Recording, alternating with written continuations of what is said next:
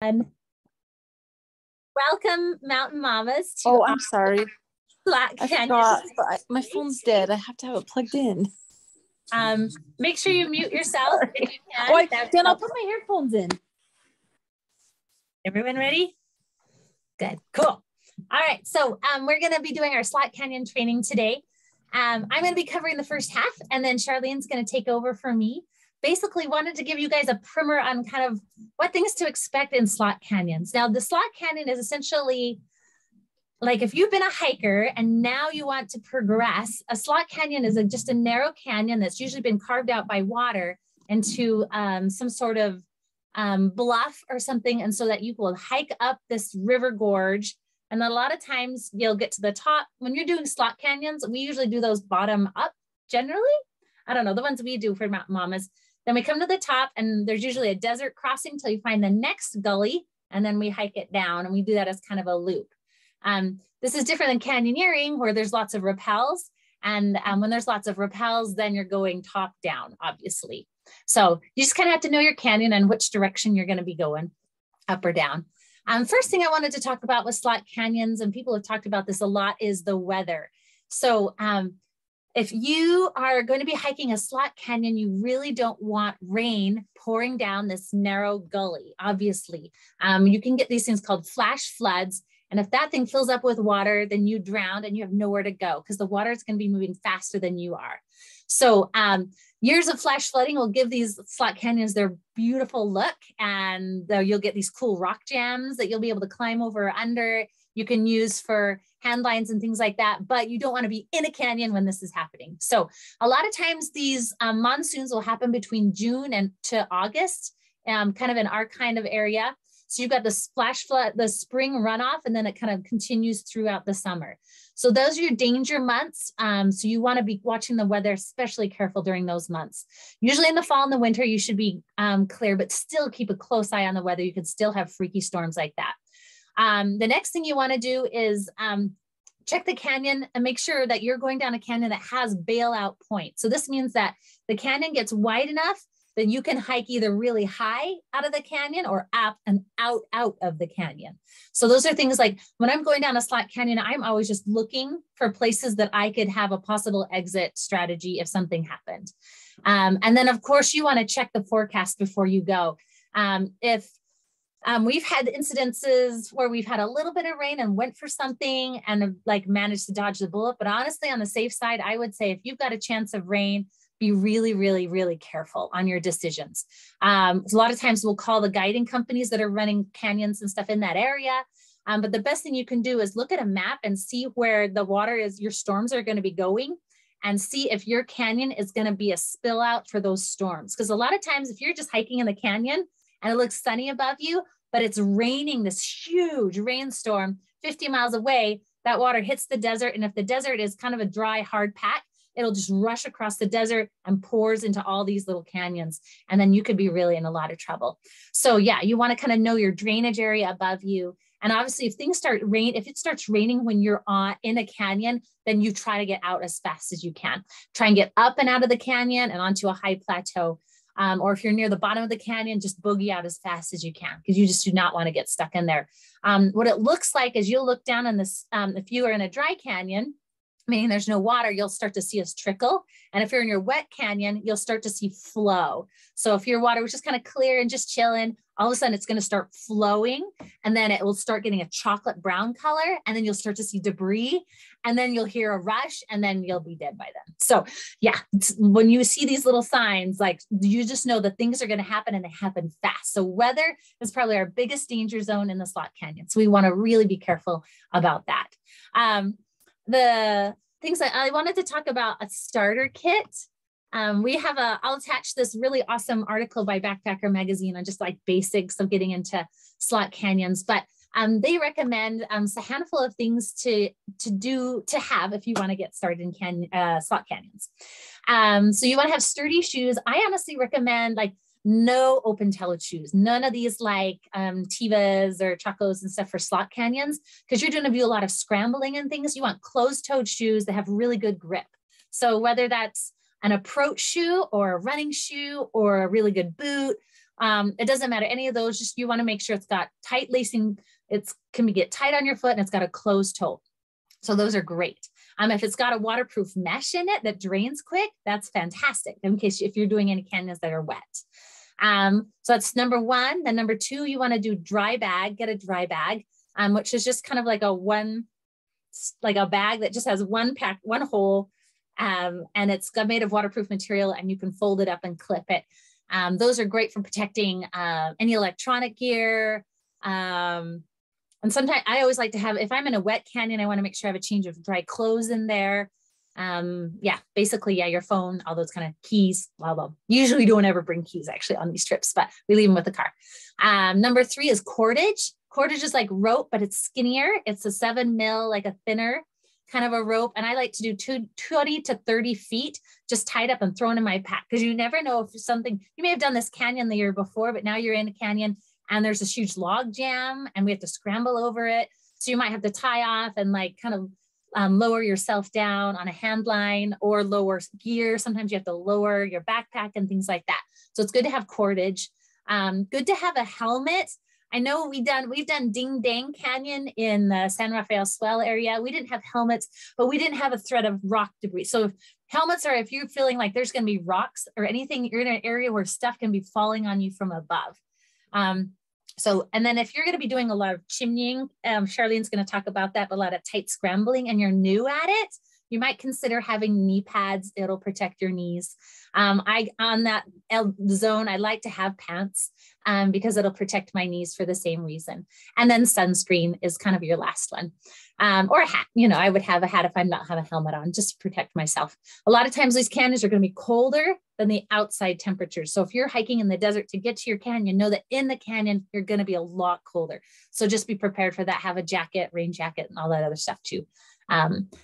Excellent. So with raiding canyons, slot canyons are usually, we like to try and do 1 or 2 of these a year just to get you guys used to playing in the desert and having fun and scrambling and things like that. Slot canyons progress to canyoneering canyons, and there's a classification that kind of goes up to that. So there are 4 digits, numbers, letters that explain every single canyon. So the first thing is a class. So if we have, it'll be a number 1, 2, 3, or 4. And this just tells us how technical the canyon is. So if it's a class 1, it's just like hiking, really super, these are like those big fat washes that you're just walking up and you walk down, nothing big crazy with it. Class 2 is you're going to have to do some scrambling. You're going to be like crawling over stuff, pushing your arms up, going up things, going down things. You might need a rope or something like that for hand lines and stuff like that. But usually you can get out of that canyon without a rope or anything like that. So that's usually slot canyon zone, 1s and 2s. Now, if you want to get into canyoneering zones, that's you get into class 3s and 4s. Class 3 is that's when you start having to have ropes and things like that. So anytime you have to rappel, that's a class 3. And then a class 4 is when we're having many rappels and complex work. And we're like doing like a rappel, and we do this thing, and we do another rappel on the same rappel. Anyway, it gets super confusing. So that's a class 4. So in Mt Mamas, when we do canyoneering trips, we'll do a class 3s. So that's kind of where we keep those. So that's your first number is on a scale of 1, 2, 3, or 4. Then the next thing is a letter, A, B, C, or D. And this talks about water. So water is, if you have a canyon that's dry, that's an A. A just means dry. If any water, very little, and we're just going to be kind of walking and maybe up to our knees or something like that, maybe waist deep at the worst, but usually they're pretty chill. Class B is a water with no current. So it's deeper. We might have to do some swimming. So this is like Subway. So any other canyons that have standing water, but might need to do a little bit swimming.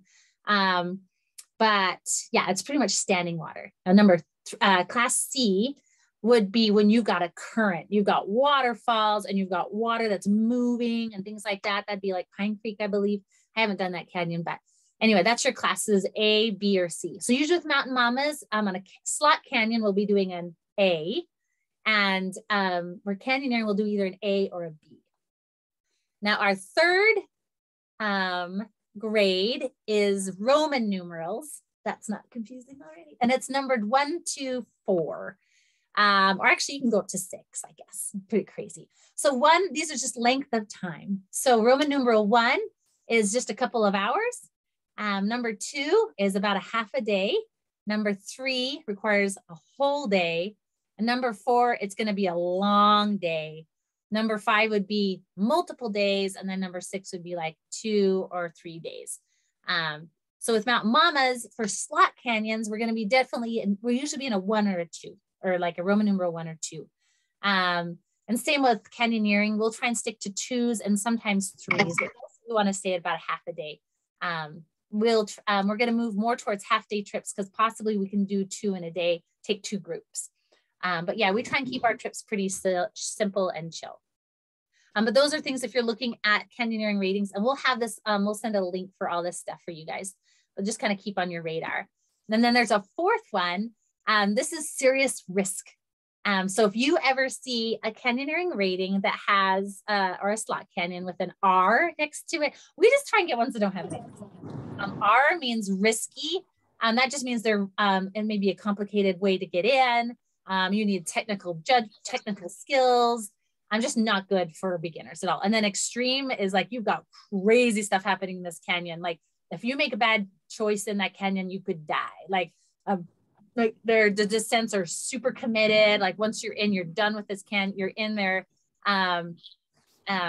Just there's a lot of really bad things that can happen. Like you just have to really know what you're doing, or you could run into big problems in a canyon, in an X or an R. And then they, some of them have little stars at the end. So obviously that's a star rating of like 1 to 4, or 1 to 3. I've seen, 1 to 3. Anyway, and that's like, 1 is like, it's okay canyon, not that pretty. And then 3 would be like super gorgeous canyon. That's amazing. So knowing that information, we've done, let's see, Ding and Dang Canyon would probably be, it's harder when you guys can't see all the pictures and stuff like that, but we just did that canyon last year. So it would probably be a class 2 because it's got fun scrambling. Water would be an A because we had no water. Serious, our time required was going to be a 2 because it was about a half a day. 2 to 3, depending if we were moping or not. And then it had no serious risks rating. There was 1 hand line that we have to use on that one, about 10 feet. And other than that, it was fine. So that is the canyoneering rating system. I'm now going to pass it off to Sharlene that's going to tell you about how to get through canyons and all that jazz. So give me a second.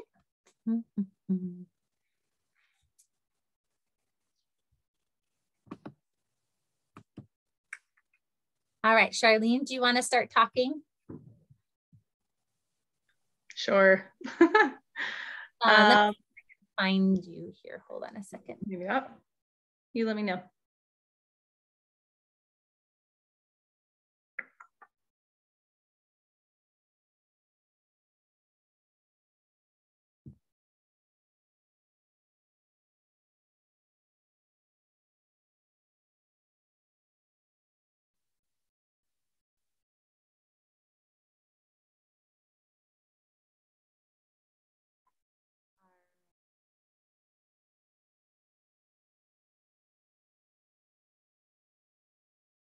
I don't know. I can't hear. Are you talking, Emily?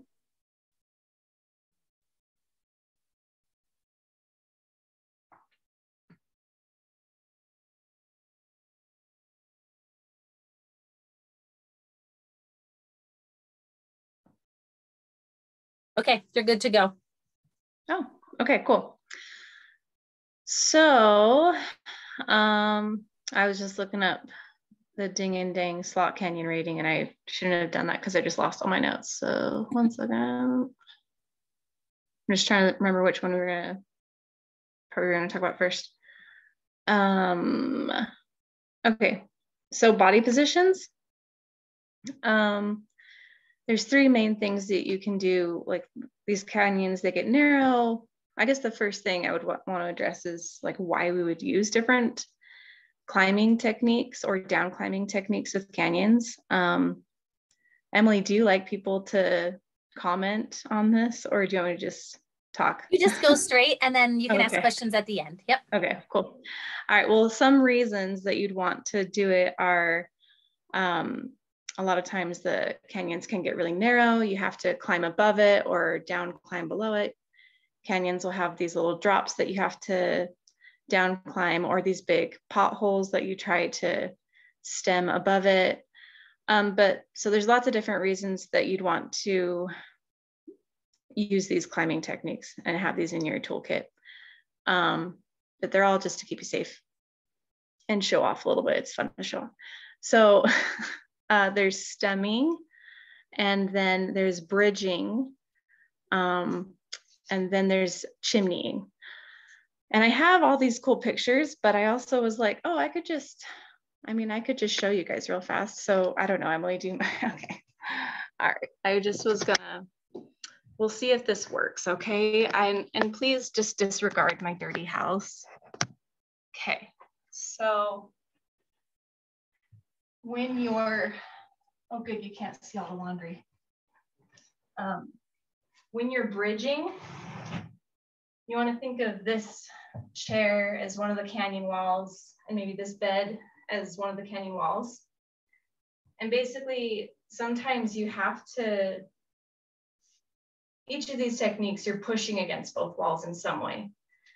So a bridge is when you put your both hands on one side and you're basically planking on the wall, and so sometimes the wall is wide enough that you have to form a bridge. Basically, that's why it's called bridging. It's because you're forming like a full-on bridge. So what you want to do, if you do bridge, you just want to make sure that you don't stretch out too much, because it is sandstone. And if you slip, think about like how you're forming a bridge to like avoid this big pool of water. And if you slip, you're going face first into that water. So just make sure that you're not like overextending. Make sure that wherever you go, you're able to have a slight bend in your elbows and like a slight bend in your knees, or you won't be able to push hard enough to keep you up. So that's bridging. Chimneying is when you have like your butt is against the wall, and then your feet are against the other side of the wall. So like my back would be up against the wall right now, and I would be pushing against both sides of the wall to keep myself up. And one tip with that is if you are chimneying across something, your backpack's going to get in the way if you have your pack. So you can carry it in front of you, or if you have a harness on, you can attach it to your harness so it's like below you as you're chimneying. So that way you're able to put more force against both sides of the wall.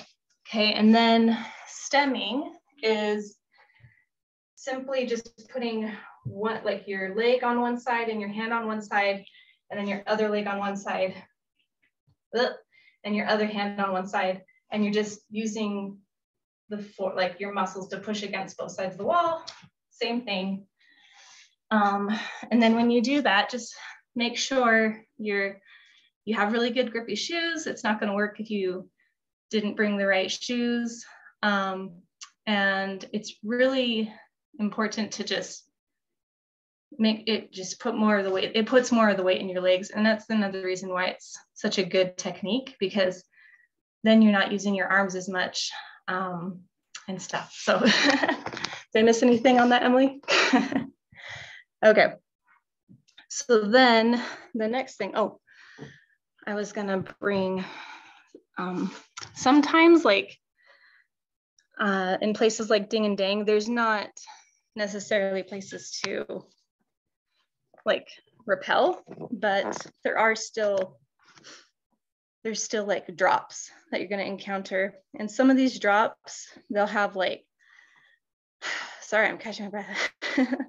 They'll have bolts, and then you can attach webbing to those bolts, or you won't have to. Usually there's already webbing that's attached, but this is why it's nice to have the cordage that Emily talked about, because a lot of times you'll see webbing like this, and it's in like really good condition. It's totally fine. But a lot of times, over time, that webbing or that cartilage, it'll get worn down. You'll start seeing like little rips and tears in there. And it's gonna be best practice for you, no matter what, to always inspect those hand lines, those things that are gonna help you get down the canyon. Because if there's like any tears in them, if there's fraying, if they're old, even if there's not any tears, but it's just super slippery because it's been used so much, it could be more dangerous using it than just using your skills of down climbing. So yeah, so just make sure and inspect if there are man-made things in place to help you get down the canyon. Just make sure and inspect those things, because even though they seem like things that help you get down safer, if they're not, if they're getting old, they could cause more harm. So you could get really hurt not inspecting them. Okay, so the third thing is cryptobiotic soil is very important. It's a big part of LNT practices to just to avoid that. So I'm going to describe what cryptobiotic soil is, and LNT is leave no trace. So if you haven't heard of that, look it up. They have a website, and it talks all about the importance of our footprint, why we should keep groups pretty low. This is why when we go canyoneering and when we go through slot canyons, we don't take groups of like 50 women, because we want our footprint to be a little bit more minimal, and we want to make the canyons nice for people and for our future people. So cryptobiotic soil is basically this crust that over a long time, like hundreds of years, it gets developed in the desert. And this cryptobiotic soil it contains more nutrients like nitrogen, and things that plants need in the desert to grow. So if you step on that, it like ruins it, and things can't grow. So what it looks like is it looks like little heaps of, you know what, I was gonna look it up on my phone and show you, but it looks like little heaps of red dirt with like black on top of it. It looks like little miniature pieces of Bryce Canyon. Do you guys know what the hoodoos look like in Bryce Canyon? They look like that. So if you see that out in the desert where you're hiking, make sure not to step on it, because you're potentially killing like a lot of plants. So that's the big thing to avoid out there. And one way to keep from doing that is to make sure stay on the trail, don't just wander off. That's like going to be the best way to avoid doing that. And then also your navigation skills are huge. Like if you know where you're going, then you won't be stepping on soil that you're not supposed to be stepping on. So I don't know, I guess that's it. Emily, do you have anything else? Cool. And yep, I don't know. We're good? I don't know. Did you want to do any more about leave no trace? Yes, sorry, 1 second.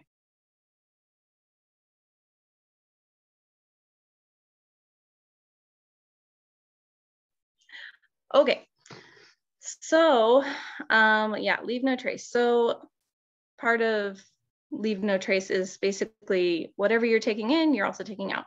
So if you're bringing in food, you want to make sure that you're packing that food out. If you are digesting that food and eventually getting rid of that food through the natural process of digesting it, make sure you're packing bags so you can pack it out. Yeah, like it's really hard for that stuff to break down, and it stays in the canyons. It doesn't go anywhere. So make sure you bring wag bags. Emily, is that what you guys usually bring? Okay, that's like a huge part of leave no trace. There's like other options if you don't have wag bags, but I prefer like not to talk about those options, and you guys would rather have to do those options. So just make that part of your practice with leave no trace. So how do you make a wag bag, Charlene? What a wag bag is? If It's someone just a was just going to plastic make bag. one at home. Oh, okay. Well, I didn't even think about that. I'm glad you asked, because I'm like, well, it's obvious, but I guess it's not really. So if you're ever walking your dog, I mean, those bags like that would work. But you want to have like, what is it? We were told like 2 Ziploc bags. Yeah. So like you have 1 Ziploc bag for your stuff, and then you Ziploc bag it again. And some people like to bring things to put in it to help break it down more. What is like it? Kitty litter. Yeah. Yeah, kitty litter. There we go.